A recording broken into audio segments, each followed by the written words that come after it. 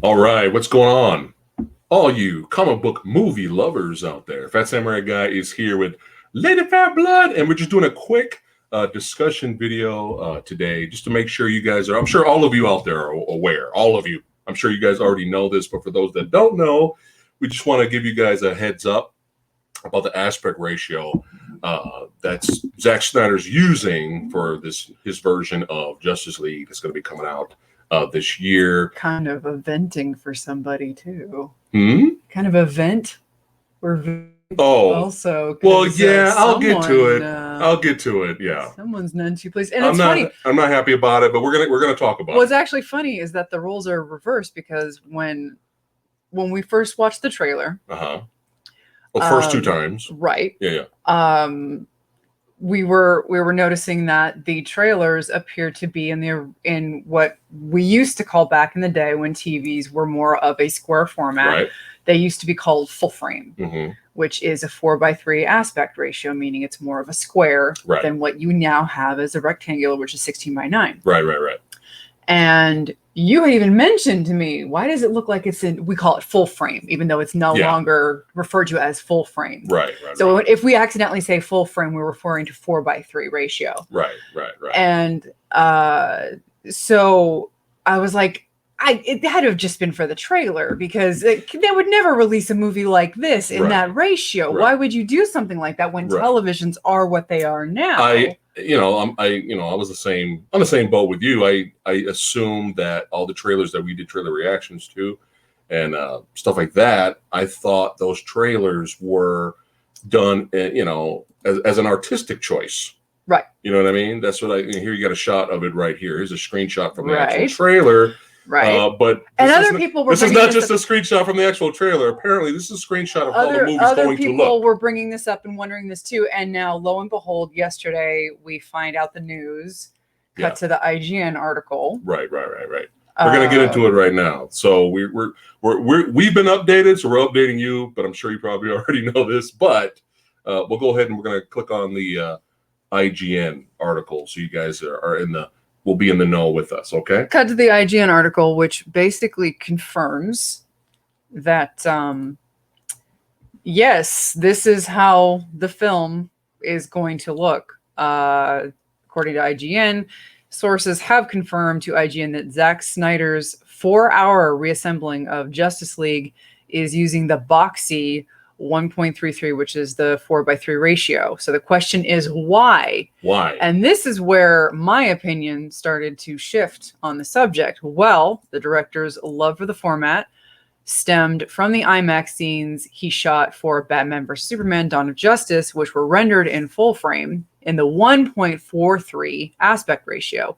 Ever since that movie, Snyder's been enamored with the square composition and the idea of using it for future projects. And then the article goes on to say, at JusticeCon back in July 2020, Snyder explained how he originally intended to shoot all of Justice League with this aspect ratio in mind, so that the movie could fill up a giant 1.43 IMAX screen for the entire runtime. Which, if you're familiar with Christopher Nolan films, he very much enjoys this format for his releases. Ever since The Dark Knight, you'll notice that the aspect ratio changes a great deal during action sequences, and he's done this with his films ever since The Dark Knight. Instead of just select action sequences, which is typically how IMAX is used for big budget studio movies like this, Snyder didn't shoot the film using IMAX cameras since they don't use sound, but he did shoot with a ratio ideal for 1.43 in theaters. When Justice League lands on HBO Max, fans can see it all in the ratio Snyder intended. So this is where my opinion on the whole thing started to change, because initially I was like, well, yeah, why would they be showing it in this weird ratio where people, once upon a time, people were complaining about the horizontal bars that you would get on the top and bottom of a screen on your old television sets. And now you'll still see it on our traditional, on the HD TVs that we have now. You get them on the top and bottom of the screen.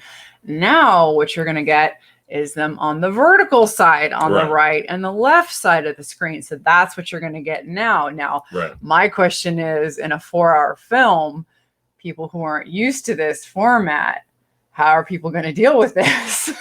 Yeah. And this is where you suddenly changed your opinion, where I'm like, okay, well, this is the ratio he intended. I'm like, okay, well, I understand. And so I'm okay with this. Would I prefer an IMAX style where it filled up the majority of the screen? Absolutely, in a film like this. But this is the ratio he intended. So if nothing is being modified, this isn't the Satan's disclaimer where the following film has been modified to fit your screen and all this shit's being cut out. Pan no, and scan, we're actually seeing what the director wants you to see. And in that aspect, I'm okay with this, bars and all. But now you're not too thrilled with this. Yeah, so I'm going to read this. This is from Snyder, his actual quote here. It says, "My intent was to have the movie, the entire film, play in a gigantic 1.43 aspect ratio on a giant IMAX screen."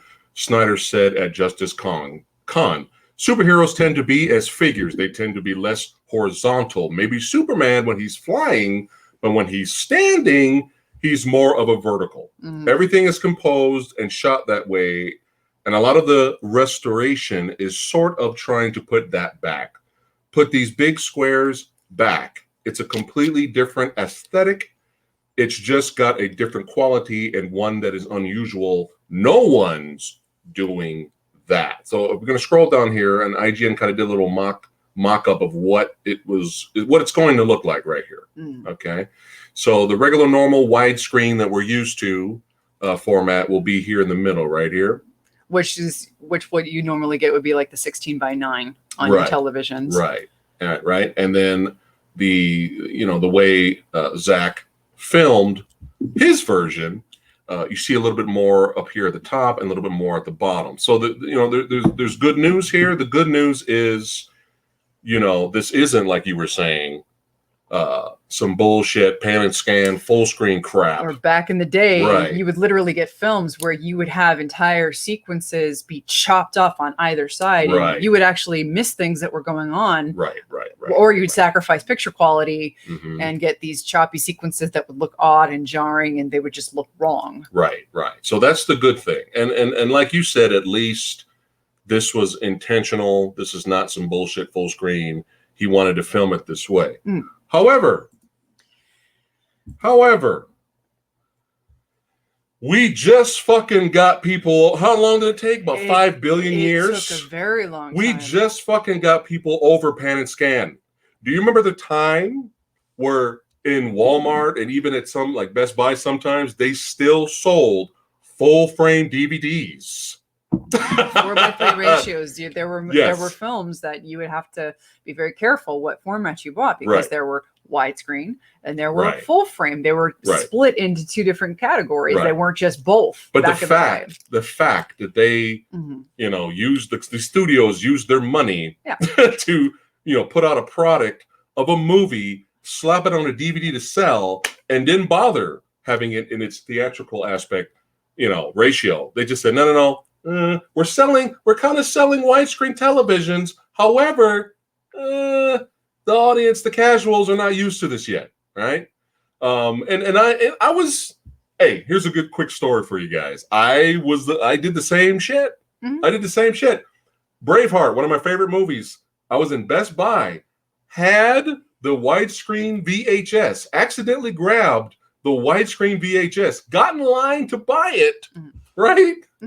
Ran back, and I was like, oh shit, I hate this fucking widescreen. The fuck is these black bars above and below? I took Braveheart back, grabbed the pan and scan version. See, I'm guilty of it too, and bought that. Took it home and realized instantly something's not right. Instantly something's not right. Do you remember that also part of the movie where the guy stabs his sword through the guy's junk, right? And the blade came out on the other side, right? Through his asshole. Yeah, that made me take the fucking pan and scan tape back. Because I'm like, wait a minute, you stab at the seam through the guy's junk, and the blade, you can't see the blade come out the guy's asshole. What the fuck? What the fuck is this shit? I instantly knew something was wrong. And finally, don't you just love it here? Thank you for coming. Thank you for watching. The stories you guys get. I instantly, just that alone, I was like, something's not right. There is something to this widescreen, right? And eventually I got it on DVD widescreen, and I was like, oh, there's the sword coming out the asshole. Thank you. Now the movie's 5 stars. It's perfection. Okay, So, but still, for years, it took people to fucking. This is how bad people would go out and buy large screen TVs at one time. They would go out and buy large screen TVs at one time, and then put in a widescreen movie and go, "What the fuck is this? Why do we still have black bars above and below?" And then they would crop the picture and blow up the picture, to fill the screen. Yeah. So this took a long fucking time for people to get used to widescreen aspect ratios, because that's what's shown in the theater, right? People want to see what's shown in the theater, right? Right. So why the fuck did Zack Snyder want to do? Okay, this was his vision. Boom. Okay, this was his vision, right? Yeah. And the good news is we see more stuff above, we see more stuff below, right? Yeah. But why would he do this knowing that eventually this is going to go to home theaters, and people are going to be watching this on their television? This is why I don't. So it's going to be shown like this in actual movie theaters before, if the Whedon cut didn't happen. Well, it's going to be looking like this in theaters. He clearly had an intent to have this be released in IMAX theaters also. But they always end up cropping things for theatrical runs anyway. But this is why I don't have a problem with this. His intent, he had a good explanation. Yeah. He wanted to film these superheroes more vertically, meaning they're larger than life. They're more vertical than in the horizontal sense. I think his reasoning is sound. This was a stylistic choice. I know I'm not here to convince you, hun. Yeah. I'm not here to convince you. Well, I think his reasoning is sound, and he's right. This is something that people aren't doing. Is this something that some people are going to have a problem with? Because again, you're getting these black bars on the sides when people are always finding something to complain. Why do I have bars on the sides or on the top and the bottom?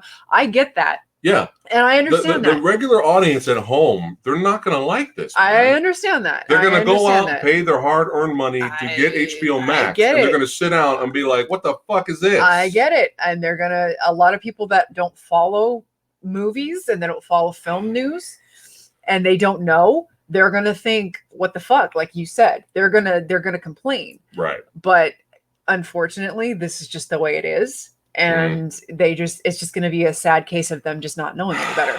So, Well, here's the thing. All right. Here's the thing.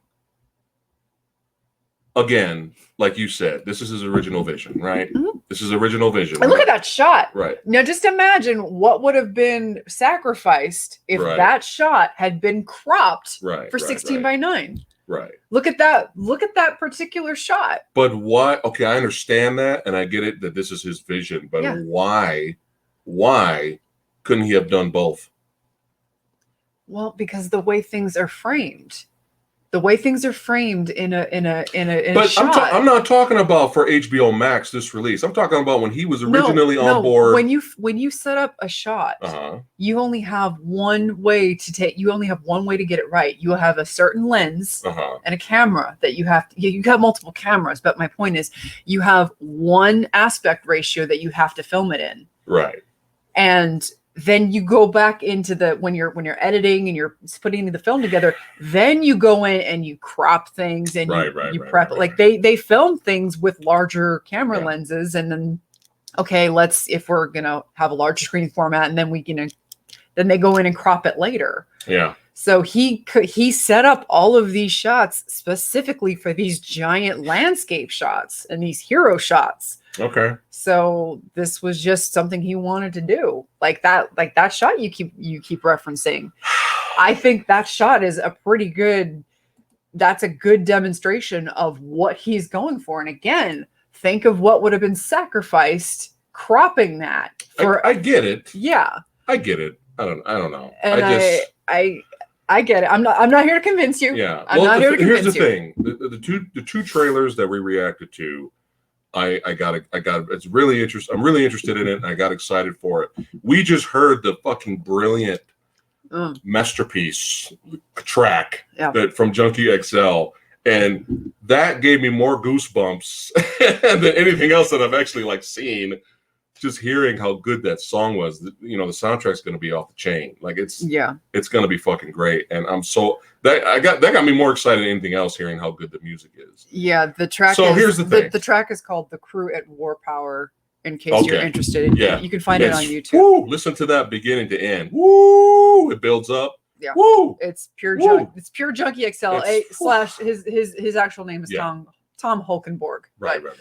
He goes by Junkie XL. It's easier to say Junkie XL. It is. But yeah. But yeah, you know, seeing the trailers, I'm on board. Mm-hmm. Hearing that score, the soundtrack, I'm really on board. Mm-hmm. It just kind of took me back a little bit and kind of lowered my expectations now just a little bit, because you know, I when you're thinking about this is really an event, right? We're lucky that this is even happening. Yeah, this is really an event here. And when you think an event, you're thinking, oh man, I can't wait to watch this on my glorious widescreen 4K TV. Yep. Wait, what? Yeah. What's going on here? What is this? Yeah. What is this? I understand. So it kind of bummed me out a little bit.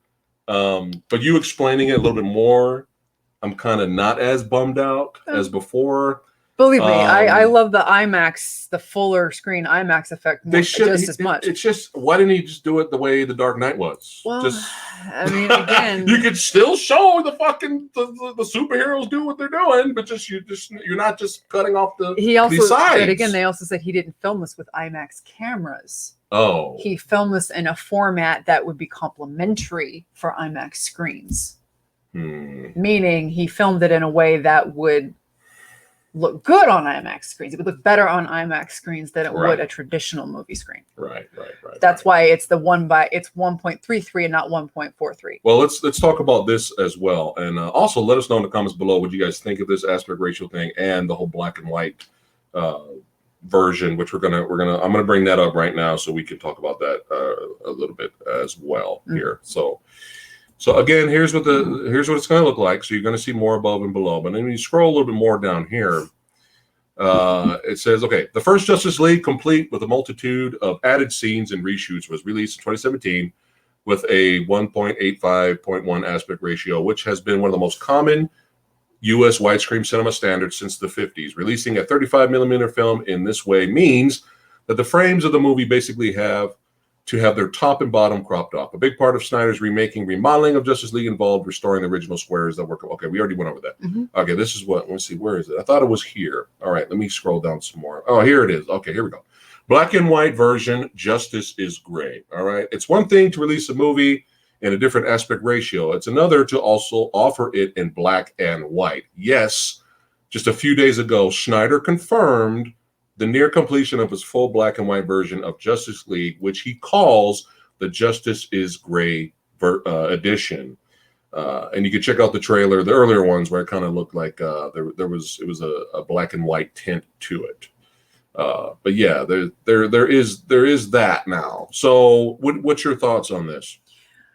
I mean, it sounds like he's one of those where he wanted this to be his definitive version, also the black and white version. Right. I mean, most films these days, I don't find them necessarily beneficial if they're in black and white. Like, as much as I adore Mad Max Fury Road, I didn't find it any better in black and white. No, it's weird too, because we're all on the board of the director. You know, we like his work. Miller. Yeah. You know, we like his work, and his original vision was supposed to release Fury Road in black and white, and that's so puzzling. Yeah, in fact, that's so weird. I felt like the black and white version made the special effects for some reason look cheaper, and I can't explain why. Yeah. And so many of those effects were like practical, and I'm like, how does that even happen? Where it makes like even the practical stunt work look kind of cheap and in fake. Black and white. Yes, weird. And Logan, it didn't make Logan any better for me. No. And I love Logan. Is like, Jesus Christ, Logan is just amazing. Yeah.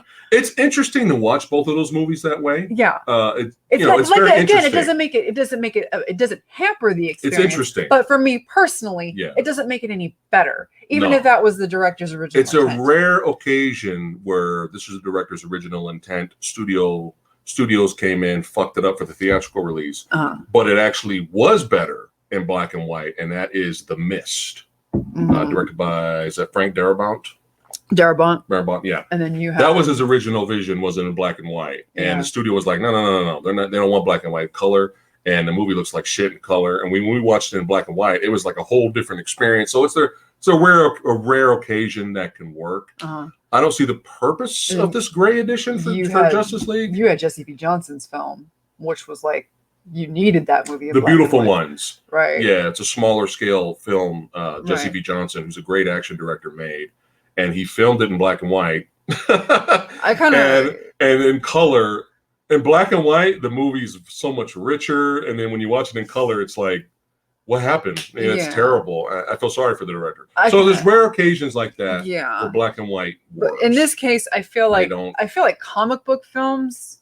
Yeah. It's a comic book film. Yeah. I know Snyder's world doesn't tend to be very colorful. I know, his world's already fucking dark looking. Obviously, you know. Which is what we like. We like that. You look at, all you have to do is look at Wonder Woman in BVS versus Wonder Woman in her own standalone films. And the color difference is stark. It's like, wow, oh my God. Yeah. But to have a comic book film in black and white, unless like it's Sin City, where stylistically that's how the graphic novel was, when you have splashes of color there for actual storytelling effect and for visual effect, that's how the graphic novel was. Yeah, that's different. Obviously, that's how it was. Right. But in this case, it's like you know, you kind of need some kind of color palette. You know, you've got Aquaman, who's got color. You've got all these other characters. You've got Superman, who's, even though he's in the black suit a lot of this film.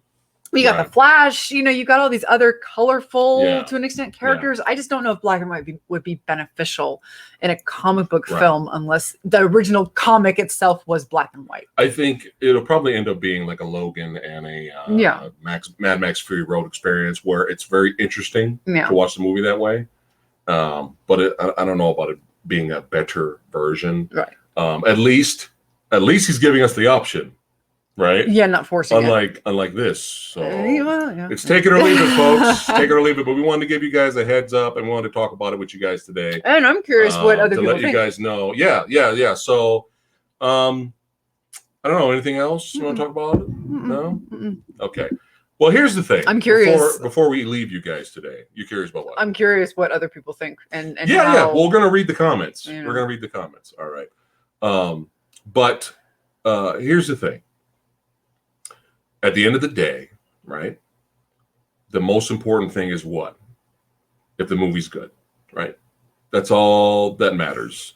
You know, we can bitch about, or I can bitch about the aspect ratio and all that, and you know, we can do all that stuff, right? But at the end of the day, if the movie's fucking badass, if it scratches the fucking itch, action itch, and it's very entertaining, and it's a huge improvement over the Joss Whedon travesty that we had. At the end of the day, this is not going to matter, right? At the end of the day, this is not going to matter. It's a very odd choice. I personally would not have went with this. However, at the end of the day, if it's a good movie and we're entertained and we really enjoyed it, which really is all that matters, we're going to be there. We're going to review the movie for you. We're going to talk about how much we liked it, right? We're going to represent. We're going to represent. A good movie is a good movie, whether it's Marvel, DC, or whatever. You know, if it's a good movie, we're going to talk about it, right? That's all that matters at the end of the day, as long as it's bullshit, right? You could have the beautiful widescreen 4K picture with all the awesome, beautiful special effects in the world, but if the movie's garbage, it doesn't matter, right? So hopefully, I got a good feeling this is going to be a good film. At least a huge improvement over the Whedon travesty. And, you know, but I wanted to rant a little bit because I'm not happy about this. However, we still wanted to let you guys know, for those of you that aren't aware, that this is how it's going to look on your 80-inch 4K TVs. That obviously everybody has, right?